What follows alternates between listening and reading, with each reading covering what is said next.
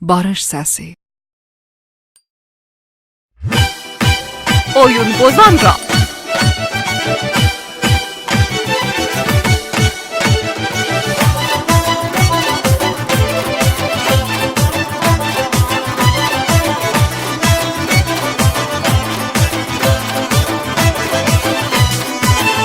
Vay sevimli Ceylan, Rəbbim çox gözə bilmirəm. Üz bürüyüb qaçma məndən, mən sənsiz gəzə bilmirəm. Üz bürüyüb qaçma məndən, mən sənsiz gəzə bilmirəm. Sənsiz yaşaya bilmirəm, sənsiz yaşaya bilmirəm. Sənsiz yaşaya bilməm, sənsiz yaşaya bilməm, sənsiz yaşaya Oyun bozan Ralf.